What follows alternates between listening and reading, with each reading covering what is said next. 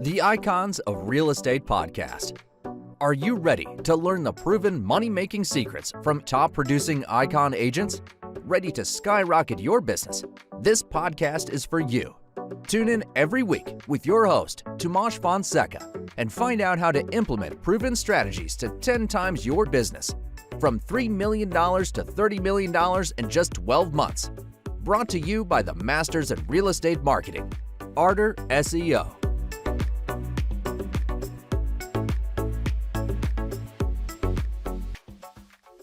Welcome to Icons of Real Estate. I'm your host, Patty Teal. Let me tell you a little bit about today's featured icon. James Cook is the America's Director of Retail Research at JLL. JLL is a world leader in real estate services. James oversees the production of the company's retail research and also serves as the voice of retail research. And he's also hosts a podcast called Where We Buy. That sounds very, very interesting. Welcome, James. Thank you for having me, Patty. I'm really excited to talk to you today. Oh gosh, me too. As I told you when we were chatting, I've been so interested in what's going on in the retail space, but we'll get to that momentarily. First, I like to start the show with learning a little bit more about you, how you got to the position you have right now. What was the journey like? So I'll turn it over to you. Sure. Yeah. So I lead all of the retail research that JLL does for North America. So those who aren't familiar with our company, we're a global Fortune 500 company that we do everything with commercial real estate. And that's all kinds of stuff. That means managing apartment buildings. It means leasing out malls. It means helping people find office space, helping investors buy skyscrapers in New York City, everything about commercial real estate we're involved with. And my area is the little slice of that that has to do with retail real estate. So shopping centers and, high streets and urban retail. So the way I got into this was, I think, very similar to the way a lot of people get into real estate, which is kind of a weird angle. Like my college, I have a degree in English literature. So I was like all about, I love books, I love storytelling, I love writing. But when I got out of college, I was like, I don't know if I want to, get a master's or a PhD. I don't know if that's for me. And so I started applying for jobs. And the job that I got was writing reports about the real estate market. Mm-hmm. And this was specifically in Phoenix, where I lived at the time. And over the years, I've worked at several different commercial real estate companies and just kind of, worked up the ladder to now I oversee a group of analysts that cover North America. So now I live in Indiana, kind of out in the countryside, but the nature of my work, I'm traveling all over the place. And I tell people my job is to think about the future of retail and retail real estate. So it's a lot of fun. Oh, it sounds like fun. Yeah. So I guess we'll start with a very basic question. I think sometimes people get confused different types of commercial real estate as compared to retail. Could you explain exactly what is considered retail property? Sure. Yeah. So commercial real estate is a term that we use for anything that's not single family residential. And then within that, there's like retail subtypes, if you will. So there's the mall, which everybody knows because you've been to the mall, I hope. Mm-hmm. Yeah. And most people still have their favorite mall that they go to, Mm-hmm. but it's well beyond that. I mean, we have unanchored strip centers. We have community and neighborhood centers, which are often grocery anchored. Basically any place that you go where there's retail stores, even office buildings where the ground floor might be retail stores. That's part of my research as well. It's so fascinating because so many malls have really suffered. I know I lived most of my adult life in Santa Barbara, and there was a mall that had Nordstrom's and Saks and Macy's. Well, Nordstrom, Saks, and Macy's all closed down.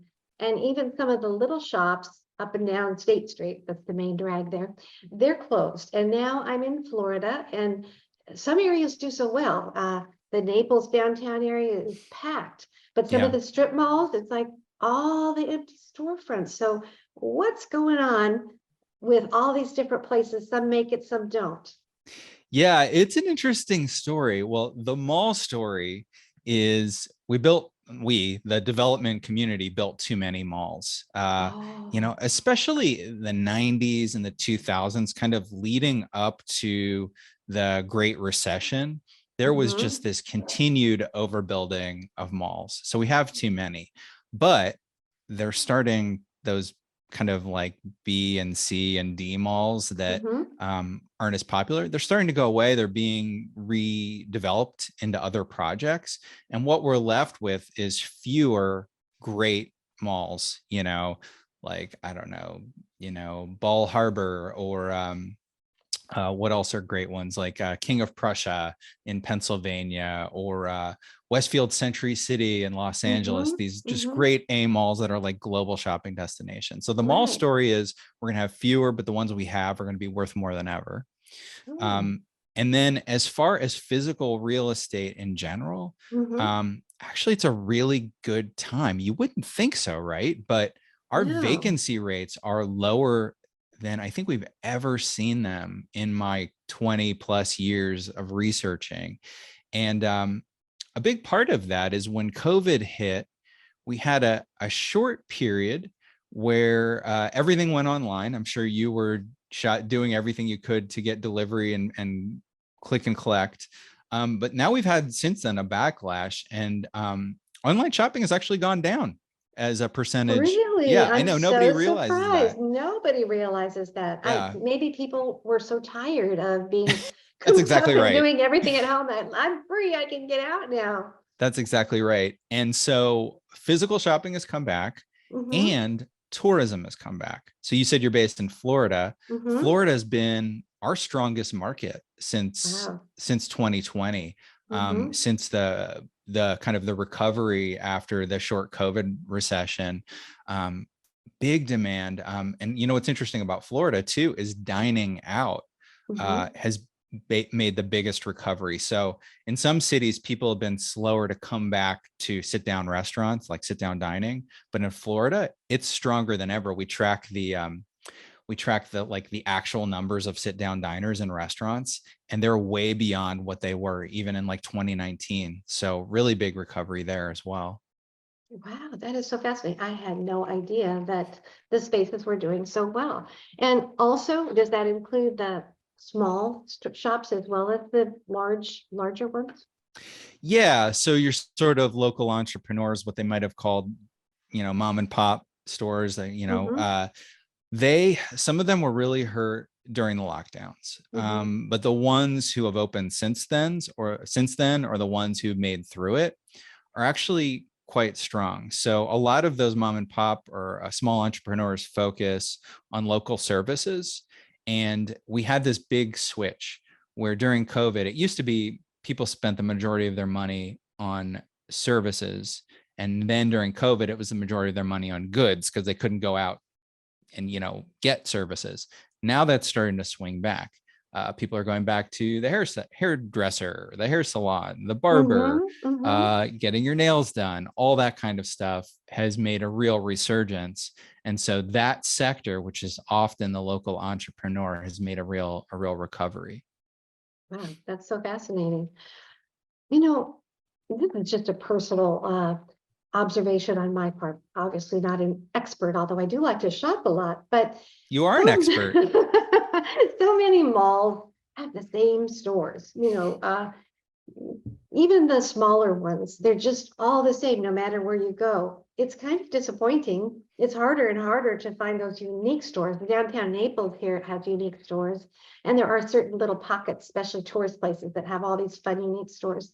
How do the big companies get such a stronghold on these malls? Yeah, that's a great question. And it's something we were actually just tackling on my podcast last week. I interviewed an executive at Brookfield Properties, which owns a lot of kind of like really nice malls across the US. And what you're describing, Patty, it's really the future of the mall. It's like they recognize that if your mall is cookie cutter and it's the same stores everywhere, people, there's no reason to go. You're going to get the same thing everywhere. Mm-hmm. So the best mall owners are now working with local business people to add more local flavor.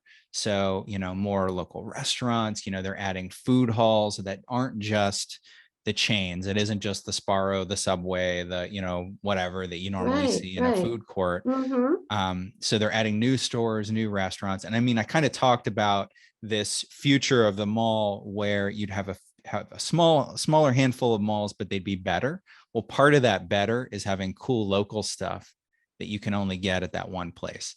But you still have to have the Apple store. You still have to, there's stuff that you For the want to have. convenience, yes. Right. Mm-hmm. Like everybody loves to go to Williams Sonoma. There's no Mm-hmm. reason that most malls shouldn't have that. Sure. Or I love to, because I'm a big Yeah. cooker. Mm-hmm. Right. So the perfect mall is a mix, right? Mm-hmm. It is a mix. So I'm so glad to know that that is changing and that there will be more unique stores. It seems like a lot of the tourist areas, well, we discussed Naples, but I also lived in Sedona. And of course, that's part of the fun. You go to Uptown and they have all the unique little stores. Is that pretty typical of touristy spots? Definitely. Yeah. Sedona is a great example, but there's a ton of other towns like that, which have a lot of local boutiques. And that's really part of the local flavor. I mentioned I lived in Phoenix. So the big one was Old Town Scottsdale, Oh, yes, which I'm yes. sure you've been Mm-hmm. I there. have, yes. Which is so many great art galleries, and to this day, some of my favorite restaurants are down there. Mm-hmm.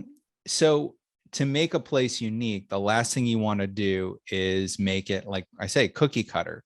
So you Mm-hmm. really want to have that local flavor, and those tourist shopping districts are definitely a place where retail comes alive, and dining and bar hopping too. I love, that's always fun. Well, of course, yes, yes. So your job sounds fun, but it also sounds a little bit on the technical side. I mean, how do you research and decide whether something is going to be a good investment for your company?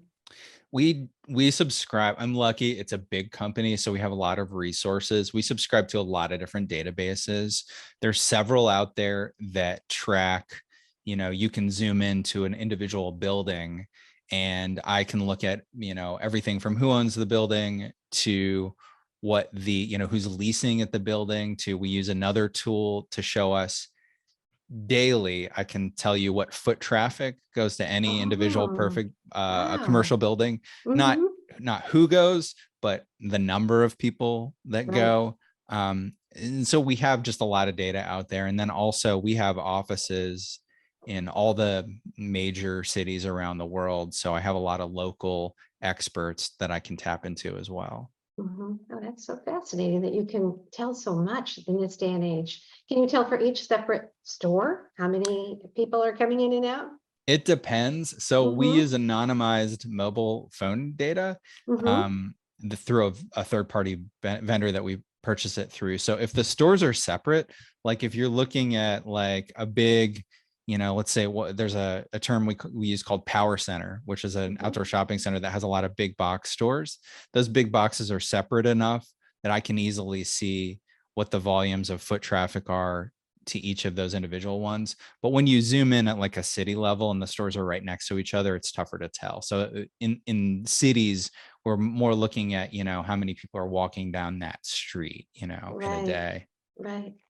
So just backtracking just a bit, you were talking about the malls and the good ones are going to make it and the ones that weren't so good. Although I thought the one in Santa Barbara was good, but whatever, the whole area kind of got a little depressed as far as the shopping. But what are they going to do with those spaces? Are there some good things they can do that maybe could help with homelessness and other problems or low income housing? Are they being creative with what's happening? Yeah. And to your point about that mall being a good mall, like they often are. We're not in a mall crisis. We're in I would almost say it's a bit of a department store crisis. Oh, Um, okay. a lot of people, the shoppers' taste for department stores has gone away a bit. Mm-hmm. And a lot of people who would have gone and purchased much of their clothing at department stores will go either to boutiques or they'll go to value retail like Ross Dress for Less or Burlington or places like that. And the department store, which has always been the middle priced option, is the demand for it is going away. They're not going away completely, but it seems like we need fewer department stores. So you end up with a lot of empty large boxes in these malls, and the good malls can find ways to reuse them. So some of them will cut them up and put in, I've seen Dick's Sporting Goods. I've seen there's a value retailer called Primark that's very popular. It's gone into former department store space. They've made food halls, all kinds of different options. Really, the only limit is your imagination as to what to do with that space. But there's got to be the demand. So Right.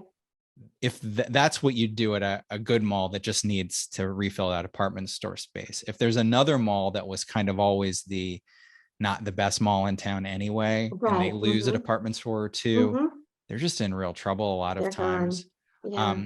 So oftentimes the value of that real estate may just be the value of the land, because it's so expensive to redevelop a mall into another use. Now, having said that, we've seen a lot of great examples.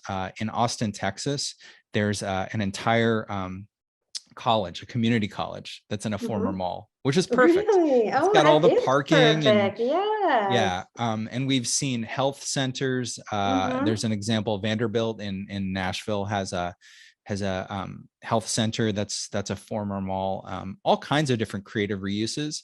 So it's really about the location. If you're in a good location and there's demand for some new highest and best use, there's a lot of creative ways, to redevelop that mall if you can get the financing to do it. Yeah, sounds like it. The other thing that always crosses my mind is when I walk into a big department store of some sort, Belk maybe would be an example in the area that I'm at, and I look around and, they have more employees than they have people shopping there. Or recently I went to J.C. Penney's in the area, and I had to circle around the whole floor twice just to find a clerk to check me out because it was very, very empty. How on earth are they staying in business, or is it online sales? Well, I can't really speak to any individual retailer, but the department stores that are going to be successful in the future are reinventing themselves. I see. So for example, Macy's has been experimenting with new store formats, and I give them a lot of credit. So they're experimenting with smaller stores Oh. that have more of a curated mix, and they'll also do more services. So maybe there's a restaurant or a bar or a personal shopper there, something like that. Bloomingdale's has a small concept they've experimented with called Bloomies. Pretty much every department store is looking to the future and thinking about smaller, more flexible department store. So I think that solves one of those big problems that you ran into, is it's like a big cavern and you're looking around just trying to find somebody. Yeah.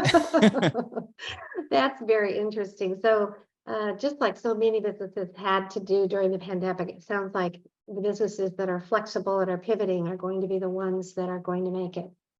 Yeah, I think that's absolutely the case in every type of retail and food and beverage, and that we look at. Another good example is fast casual and fast food restaurants, which we call quick service. They all pivoted during the pandemic to add in places for digital order pickup. They added all the new locations were adding new drive-through lanes. They added digital order pickup areas that were separate from the drive-throughs. Chipotle, even, which had never really done that, added in there what they call Chipotle lanes, which is where you can drive up and pick your digital orders. And so everybody proved that they were very adaptable. Even the casual restaurants would add in new online order pickup areas. And now that we're out of that and we're back to going out again, they now have this infrastructure for all that off-premise dining, which is going to make them stronger in the future. It means just more overall sales for them. Right. Oh, that's so interesting. So you mentioned that the future looks bright. And that's a great thing for retail in general and investing in retail. So is it a good time to invest right now? It is, and it all depends on what you're investing in, because is such a broad term. There's a million and one different iterations of what that means. So it really depends on the market that you're in and the property subtype that you're looking at. I think for private investors, so not institutional investors, I think one of the most popular and I would say stable investments is what we call a single tenant net leased property. Are you familiar with that setup at all? No, could you explain it? Yeah, so this is an example of where we'll take a drugstore. So let's say it's a Walgreens or CVS, and they're a single tenant in that drugstore, and they have usually what's called a triple net lease, which means that the tenant pays the taxes, they pay the electricity, they basically pay all the expenses. Okay. So you as a landlord of that property, you're collecting the rent, but you're not having to worry about being a landlord so much, because the tenant's responsibilities include, all of that property upkeep. And so then the value of that property is really dependent upon sort of like the credit worthiness of the tenant. So you get a great credit tenant in this single tenant leased property, and suddenly it's a great investment and it's pretty passive, so you could buy one, we have, clients that own whole portfolios of hundreds of these. We have real estate investment trusts that own a lot of these. So that's a very popular way to invest in retail. Wow. So who are your clients at your company? Oh my gosh. I mean, I know you can't list them all, but Well, just no, like, no. mhm. I'm trying to think who's not our client, because Oh, we're such that a big big. company. Yeah. Yeah. So so I'm just going to stick to the retail world, Okay. because outside of that, we do all kinds of office and stuff. But if you're a retailer, we're working with many brands that to find new space. We also work with them to find warehouse space. So we have a whole division that does that. And that's become very busy through COVID as there was more e-commerce shopping. So we helped a lot of retailers open up warehouse space. Online retailers, many of those are our clients where, again, we're helping them find warehouse space, office space. Now, a lot of online retailers are opening up physical stores too. So we're helping them with that. And a lot of our clients own retail. So we manage a lot of shopping centers. If you own a shopping center but don't want the hassle of managing it, you'll pay a management company to take care of it for you. And that's another thing that we do. Wow. You must have a lot of people working at JLL. How many would you say? Oh my gosh. 'Cause So we're a Fortune 500 company, and I want to say 30 to 50,000. Like, it's a lot. oh, it is a big, big company. Yeah. Yeah, I should Yeah. know. I should know, That's but it's okay. in You that can't kind of know everything. range. You know a lot. So tell me about your podcast. I love the name Where We Buy. That's correct, isn't it? Yeah. Yeah. Mm-hmm. And I was being clever when I named it, and I kind of regret that now. So there's a very famous book called Why We Buy, Mm-hmm. uh, by a cultural anthropologist, Paco Underhill, who studied how people shop and what drives shopping. And it is a classic. It's probably like 20, 25 years old now, but it is the classic retail book. And so I thought I would be clever and say, well, my podcast isn't about why we shop, why we buy. It's about the places we shop. So I'm going to call Mm-hmm. it Where We Buy. And the problem is that people know the book better than they know my podcast, so they get the names mixed up all the time. But anyway, I like it. we've been doing it since like 2016. So we've got, probably like 215 episodes out now, talking to retailers, all kinds of different retailers, restaurateurs, people who are developing new shopping centers, shopping districts. Recently did an episode on downtown Napa, California. Mhm. We're going to do, what else is coming up? Well, I mentioned Brookfield Properties that owns a lot of real estate. I try to always get on people who I think are embodying an interesting trend in retail. Oh, I just recorded one with, have you heard of avocado green mattresses? They're Oh, so are they're, they you know how really there's like green? what's that? Are they really green? Well, in the sense that they're sustainable. Oh, You know how yeah. there's like a million mattress companies that popped up over the past Right. few years? This is one of them, but their thing is they're organic and sustainable. So they're only made with non-plastics basically. So they're like organic vegan mattresses, and they started online, but now they're opening up a bunch of stores. So I had just did an interview with their head of real estate talking about where they're opening up stores, what the stores are like, what kinds of people are going to come and shop at them. So it's really fun to talk about like what their shopping experience was that they're creating. Oh, that would be fun. I bet they have an interesting story to share. And I love the name Avocado Green. That's really cool. Yeah. So you are the host or the co-host of this show? I'm the host of that one. We actually have, Jail has a few other podcasts that I'm also involved with, but that's the one that, because my area is retail research, that's Sure. the one that I'm most involved with. And who would you say is your main audience for the show? So the audience broadly is anybody who's interested in how shopping decisions are made, like how does, why did, where does, a mattress store want to open stores, and why do they think about that? And how do they decide what the stores are going to be like? But the audience specifically, it's the development community. So people who are interested in commercial property development, and then retailers. A lot of our listeners, come from the real estate departments of different retail firms. Yeah, that is so interesting. So if somebody wants to tune into your podcast, they would just type in the name, and it's probably everywhere podcasts are distributed. That's absolutely right. It's called Where We Buy. You can also find us on the web. Just go to wherewebuy.show, and that'll take you to the website that lists all of our episodes. Cool. And let's see, so many things to ask you. If somebody is interested in being an investor with JLL, how would they decide if that's the right company for them, and where would they go to contact them? Sure. If somebody's interested in investing in commercial real estate or leasing, or maybe has a property they're looking for somebody to manage, I think the easiest thing is just to connect with me on LinkedIn, and then I could connect them with the right person depending on what they're looking at. If you search for James Cook JLL on LinkedIn, or actually if you Google James Cook JLL, I'll